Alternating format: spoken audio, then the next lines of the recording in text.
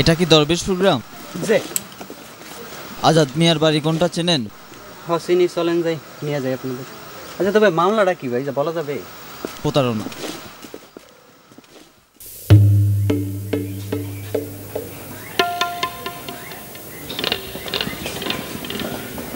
হায় আল্লাহ, আমার টাকা বাইরে আমারই ধরে 10 জনে পুলিশ আনছে। আমার বৌদিটা কোন দুনিয়া?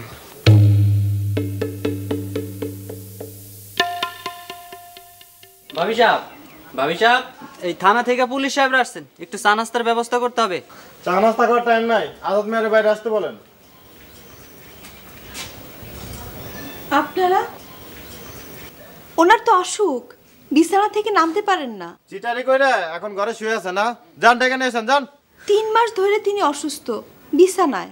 আবার কথা কয়, তার বিছানা থেকে তুলে নামায় নিয়ে আসেন, না হলে কিন্তু আমরা ঘরে ঢুকতে বাধ্য হব।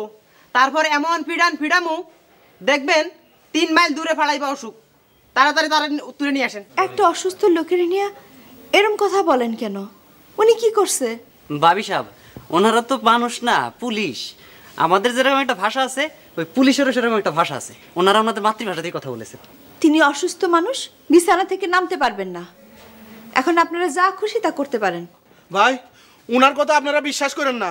উনার কথা বিশ্বাস না করে আজাদ মিয়ারে অ্যারেস্ট করেন। আমার 30,000 টাকা ভাই সিট করে নিছে ভাই। আমার বইয়ের গয়না বেচার টাকা ভাই। ও ভাই, অ্যারেস্ট করেন।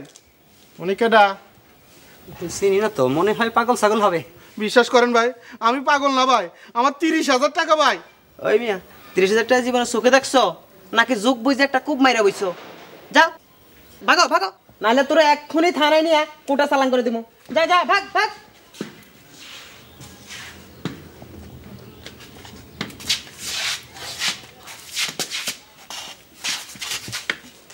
কি হয়েছে? আজাদ মিয়াকে তার বাইরে আসতে বলেন। আমি আজাদ মিয়া। মিছা কথা স্যার, মিছা কথা। ইনি আজাদ মিয়া না। আজাদ মিয়ারে আমি চিনি। লম্বা চওড়া জুয়ান এক লোক। ইনি তো বুইরা কোন দিনে জান যায় স্যার। তাই তো দেখতেছি, বর্ণনা লাগে মিলতেছে না। ওই সেটা কি? হ্যাঁ, এই সাইনটা কি আপনার? হ্যাঁ?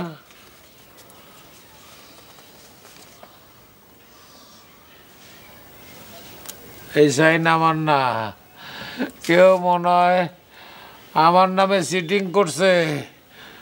আরেক বেটা ছেলে আমার কাছে টাকার জন্য ওরা আমার দিকে ফিরে গেছে। হাই সুবিয়া, আমার ধর, আমি পড়ে যেতেছি। একটু ধরেন ভাই। দেখেন, উনি অসুস্থ মানুষ। ওনার এনে আপনারা আর টানা হেঁচড়া করেন না।